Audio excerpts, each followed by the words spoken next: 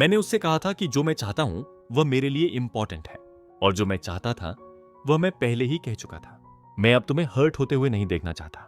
वह हमेशा की तरह शांत था। मैं हर्ट नहीं होऊंगा। उसकी आवाज में न गुस्सा था न बहस, बस एक अजीब सी ओबीडियंस, जैसे वह मान चुका हो कि गलती उसी की है। पर मेरा दिल इतनी आसानी से मानने को तैयार नहीं था। तो फिर मुझे भी तुम्हारे साथ करने दो, मैंने धीमी आवाज में कहा। उसने तुरंत मना कर दिया। यह पॉसिबल नहीं है। तुम्हारे लिए ठीक है, मेरे लिए नहीं। मेरी आवाज में इरिटेशन छुपी नहीं रही। अनरीजनेबल मत बनो। अनरीजनेबल कौन है यह साफ दिख रहा है। हम दोनों चुप हो गए। कार धीरे धीरे रुक रही थी। वो बोला बहुत शांत तरीके से, मैंने यह तुम्हें नाराज करने के लिए नहीं चुना। मैंने अपना चेहरा हाथों से ढक लिया। मुझे खुद नहीं पता था कि क्या कहूं। हम बहुत यंग थे और बहुत पावरलेस भी। बाहर रिपोर्टर्स खड़े थे। मुझे अचानक डर लगा कि किसी ने देख लिया। मैंने जल्दी से अपनी कैप उतारी और उसके सिर पर रख दी। इसे पहने रहो। उसने मुझे ऐसे देखा जैसे समझ ही ना पाया हो। गुस्से के बीच भी मेरी पहली इंस्टिंक्ट अब भी उसकी प्रोटेक्शन थी। ये रियलाइजेशन थोड़ा बिटर था और थोड़ा पेनफुल भी। यहीं रुको, मैंने कहा, मैं जल्दी वापस आऊंगा। घर पहुंचकर मैंने सूटकेस निकाला। कुछ कपड़े, टॉयलेटरीज, बस एसेंशियल्स। तभी दरवाजा बंद होने की आवाज आई। मेरा दिल एक पल को रुक गया। वह सामने खड़ा था, सांस तेज, आंखें इंटेंस। तुम यहां क्यों आए? मैंने डांटने की कोशिश की, पर शब्द पूरे होने से पहले ही वह मेरे पास आ गया। उसकी प्रॉक्सिमिटी ने मेरी सारी शिकायतें खामोश कर दी। उसकी सांस, उसकी वार्मथ, सब कुछ अचानक बहुत क्लोज था। मैं पीछे दीवार से लग गया। मेरे और उसके बीच की डिस्टेंस जैसे खत्म हो गई। रुको, मेरी आवाज खुद ही वीक लग रही थी। उसने कुछ नहीं कहा, बस उस पल में जो टेंशन थी वो एक्सप्लोड हो गई। मेरे अंदर फ्रस्ट्रेशन, अट्रैक्शन, डर सब एक साथ उमड़ आए। हम अभी अभी लड़ रहे थे और फिर भी हम लड़ रहे थे, मैंने सांस लेते हुए कहा। उसने हल्की सी हंसी में जवाब दिया। मुझे पता है। उसका माथा मेरी चेस्ट से लगा था। मैं उसकी हार्ट बीट महसूस कर सकता था। मेरी उंगलियां अपने आप उसके शोल्डर्स तक पहुंच गईं। उसके शरीर पर पुराने वुंड्स के निशान थे। मेरी उंगलियां वहीं रुक गईं। चिंता मत करो, उसने धीरे से कहा, जैसे मेरी सोच पढ़ ली हो। उस पल मुझे समझ आया, ये सिर्फ डिजायर नहीं था, ये डर था, अटैचमेंट थी, और वो हेल्पलेस केयर भी जो मैं उससे छुपाना चाहता था।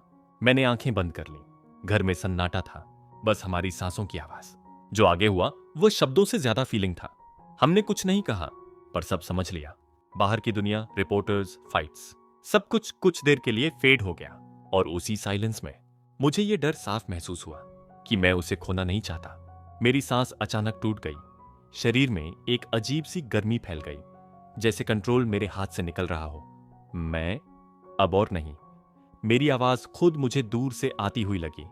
सब कुछ बहुत तेज हो गया था। दिल की धड़कन, सांसों की आवाज और दिमाग में दौड़ते हुए थॉट्स।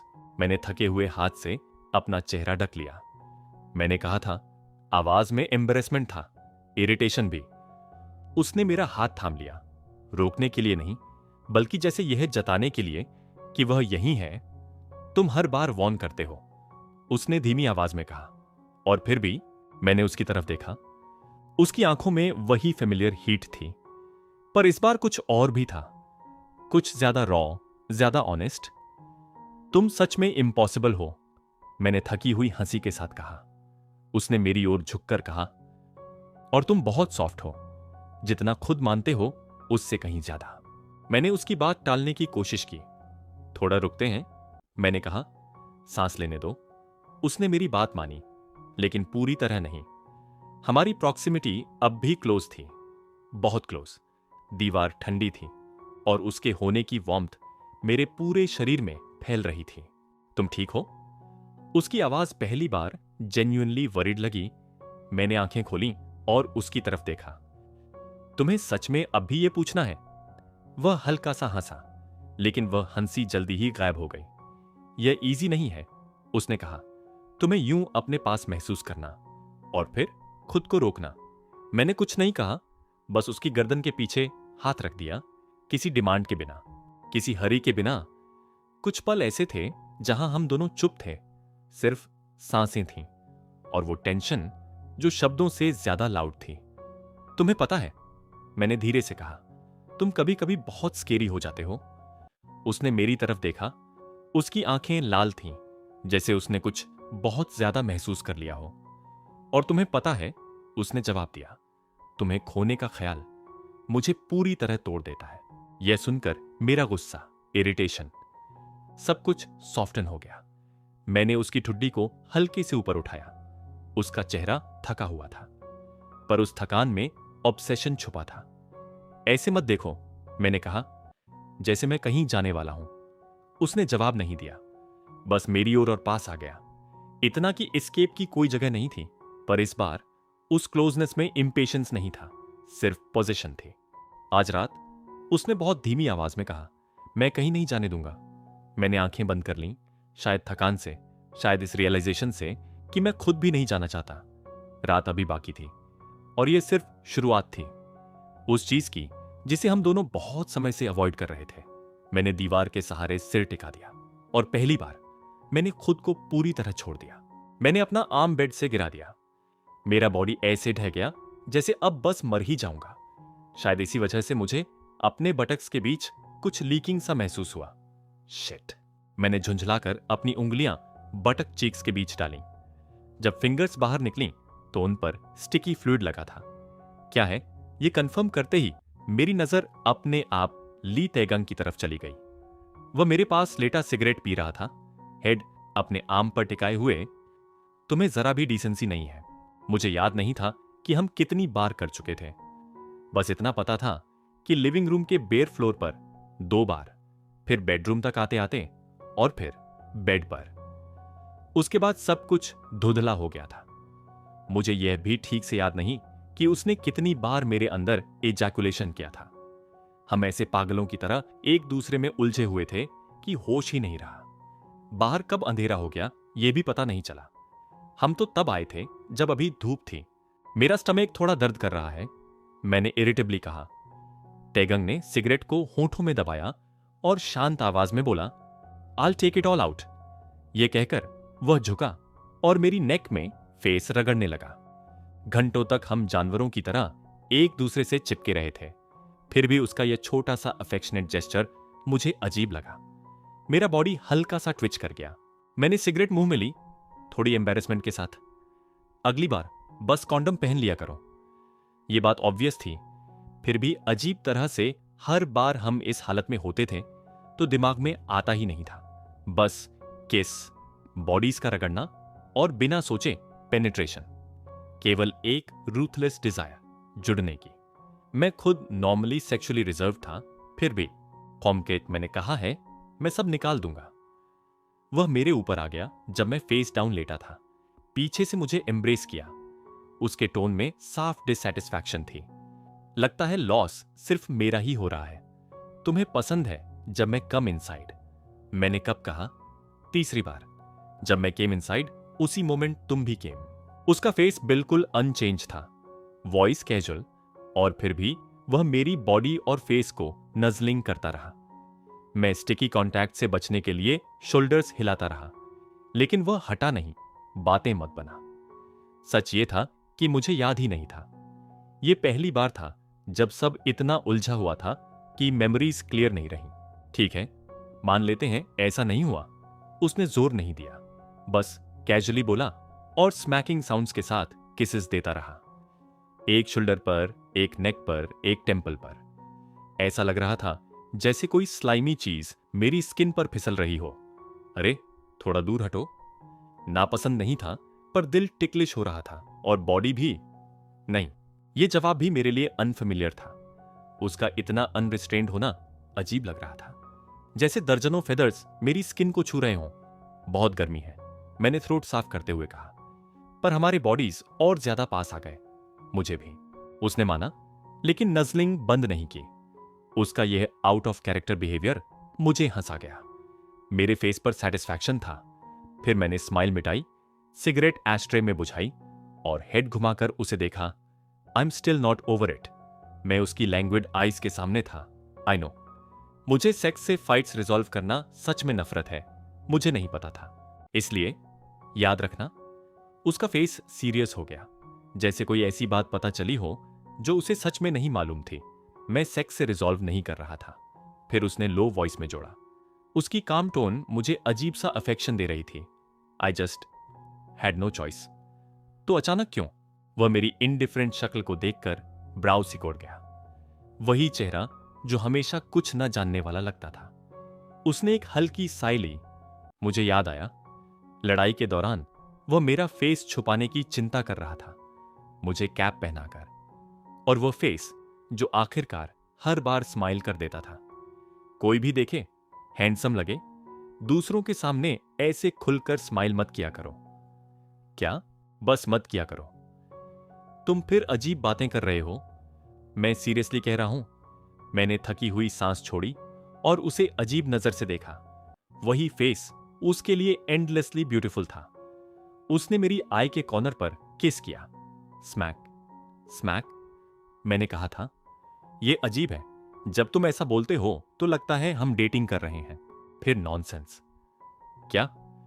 हम डेटिंग कर रहे हैं? फक, मैं यही कह रहा हूं।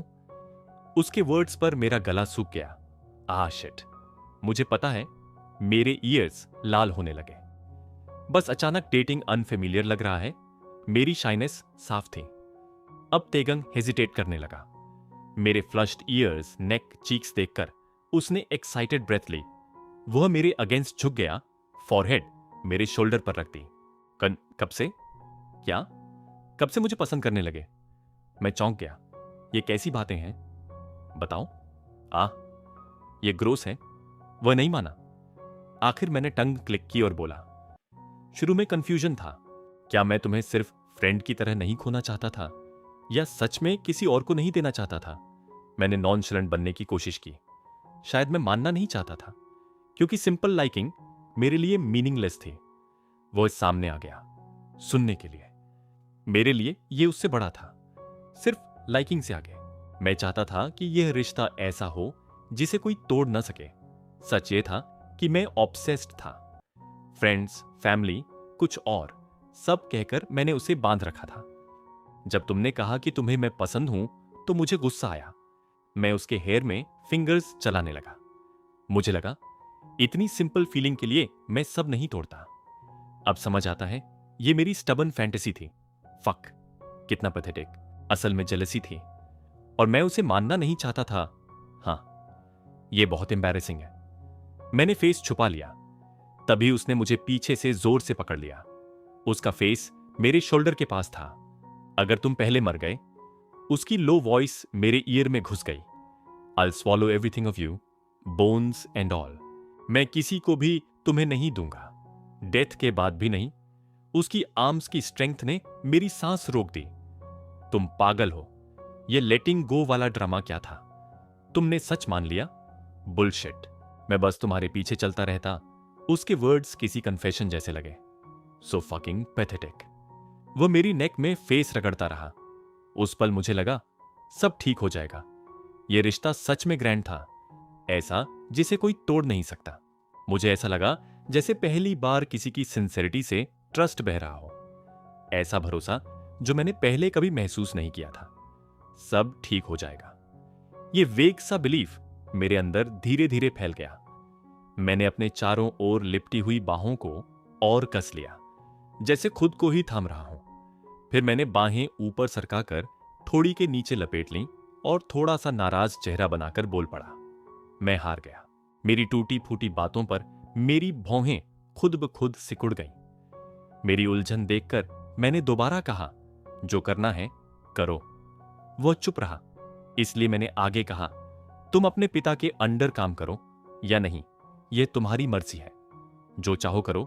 लेकिन सच यह था कि मैं अब तक सोच रहा था कि हम दोनों साथ विदेश चले जाएंगे।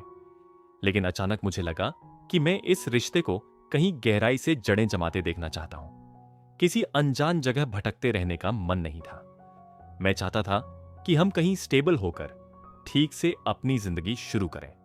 मैं भी कुछ करूंगा, क्योंकि यह सब एक तरफा अरेंजमेंट से नहीं हो सकता था। सिर्फ यूं ही तुम्हारा दिया हुआ सब कुछ लेते रहना, यह नहीं। मैं भी कुछ ठीक ठाक करूंगा और तुम्हें सपोर्ट करूंगा। मैंने कॉन्फिडेंस के साथ कहा। मेरे कानों में उसकी धीमी हंसी पड़ी। शायद यह पहली बार था जब मैंने उसे इतने जेन्युइनली हंसते सुना। मन हुआ कि पलटकर उसका चेहरा देखूं, लेकिन रुक गया। अजीब सा लगा कि सिर्फ उसकी हंसी ही काफी थी। अनजाने में मेरे होंठों पर भी मुस्कान आ गई। मैंने उसके हाथ की पीठ को, जो मेरे मुंह के पास थी, हल्के से चूम लिया। दिल किसी अजीब फुलनेस से भर गया, जैसे दुनिया अचानक शांत हो गई हो। राष्ट्रपति इलेक्शन के रिजल्ट्स उम्मीद के मुताबिक आए। ली सुंगक्वोन जीत गया। उसके दूसरे बेटे से जुड़ी अफवाहें धीरे धीरे दब गईं। जब यह खबर फैली कि उसे फर्स्ट लेडी द्वारा बनाई गई वेलफेयर फाउंडेशन में एग्जीक्यूटिव की पोजीशन मिल गई है, उसके स्कूल के दिनों की थोड़ी बहुत रिबेलियस हिस्ट्री भी पहले से हैंडल किया हुआ इंसिडेंट बताकर साफ कर दी गई। यहां तक कि गवाह भी गढ़ दिए गए कि टेगंग एक इंटेलिजेंट और बिल्कुल नॉर्मल कॉलेज स्टूडेंट था। टैटूज और उसका इंटिमिडेटिंग इंप्रेशन पूरी तरह शक तो नहीं मिटा सके, लेकिन अब कोई मायने नहीं रखता था। राष्ट्रपति का बेटा, अब कोई उसे यूं ही छू भी नहीं सकता था। असलियत में वह पोजीशन ईमानदार काम से बहुत दूर थी। बाहर से रिस्पेक्टेबल, अंदर से गंदी साजिशों का रास्ता। और अगर कभी कुछ गड़बड़ होती तो सारा ब्लेम उसी पर आता। फिर भी बिना शिकायत वह पोजीशन एक्सेप्ट कर लेना। शायद इसी वजह से ली सुंगक्वोन का गुस्सा शांत हो गया था। मुझे लगा था कि अगर उसे हमारे साथ रहने की खबर मिली तो वह बवाल खड़ा कर देगा, लेकिन सब कुछ हैरानी से शांत था। शायद टेगंग ने उससे ठीक से डील कर लिया था। तुम्हें काम के लिए सच में ऐसे कपड़े पहनने पड़ते हैं? कॉलेज स्टूडेंट से ऑफिस वर्कर बना उसका यह रूप मुझे अजीब लगा। कहीं वह जिन यंग चे जैसे गैंगस्टर की वाइब दे रहा था, तो कहीं कोई स्ट्रिक्ट कंपनी एग्जीक्यूटिव लग रहा था।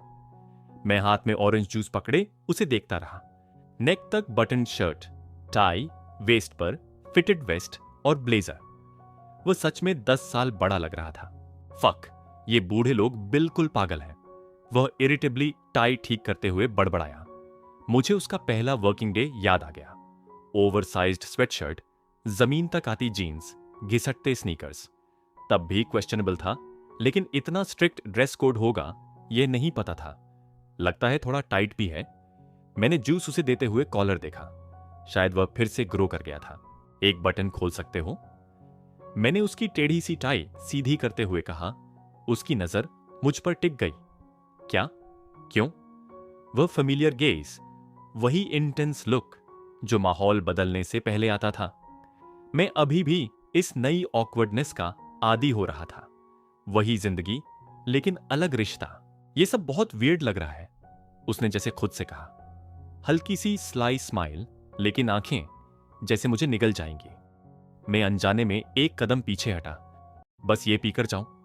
सुबह सुबह ऐसा माहौल बनाना नहीं चाहता था। वैसे भी हम बहुत ज्यादा सेक्स कर रहे थे और हर बार हालत मेरी ज्यादा खराब होती थी। अब मैं रेगुलरली जिम जा रहा था। इस अपार्टमेंट बिल्डिंग में जिम भी था। आज तुम क्या करोगे? उसने जूस एक ही बार में खत्म करके पूछा। वर्कआउट के बाद किम म्योंगजू से मिलूंगा। मैंने कैजुअली कहा, किस लिए? बताया तो है, वह अपने बॉस से मिलवाएगा। वही इन्वेस्टमेंट वाली चीज? इन्वेस्टमेंट मैनेजमेंट, मैंने सुधारा। जरूरी है तो क्या फूड डिलीवरी करूं? मैंने झुंझलाकर कहा। या तुम्हारे साथ काम कर लूं? मुझे फर्क नहीं पड़ता था। साथ रहना, साथ करना, बस यही मायने रखता था।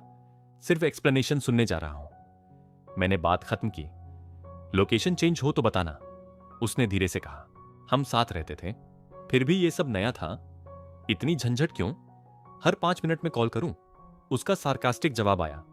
ठीक है, जाओ। खाना ठीक से खाना, बस करो। और अगर देर हो जाए। मैंने गहरी सांस ली। उसका टाई पकड़ा और जोर से खींच लिया। उसे पास लाकर उसके होंठों पर अपने होंठ रख दिए। एक छोटा सा वेट साउंड। वह कुछ पल के लिए स्टन्ड रह गया। मैं हंस पड़ा और उसे धक्का दिया। अब जाओ। मैं मुड़कर डाइनिंग रूम की तरफ चला, लेकिन दरवाजे की आवाज की जगह मार्बल फ्लोर पर तेज कदमों की आहट आई। पलटते ही वह सामने था, फॉर्मल कपड़े उतारता हुआ। यह मेरा इरादा नहीं था। मेरे होंठ बंद हो गए। उसकी जुबान, उसका हाथ, दीवार, सब कुछ एक साथ। वह मुझे उठाकर अपने से लपेट लेता है, जैसे उसे यह करना अजीब तरह से पसंद हो। हाँ, कपड़े क्यों उतार रहे हो? मैंने हांफते हुए पूछा, कहीं सीमेंट से गंदे ना हो जाएं। उसकी बेशर्मी पर मैं सांस छोड़ बैठा। तुम लेट हो जाओगे। फ्लेक्सिबल सिस्टम है। बकवास। मैं हंस पड़ा और उसकी गर्दन पकड़ ली। अगली बार किस नहीं करूंगा, यह सोचकर भी मैं उसे रोक नहीं पाया। सब कुछ अलग था। कॉन्टैक्ट, रिपोर्ट्स, टच, लवर्स की तरह नहीं, लवर्स के रूप में। अब आगे भी यही रहेगा। उसकी बाहों में धूप में उड़ती धूल को देखते हुए मैंने उसे कसकर पकड़ लिया। लोनलीनेस नहीं थी, खालीपन नहीं था, सिर्फ वही था, हमेशा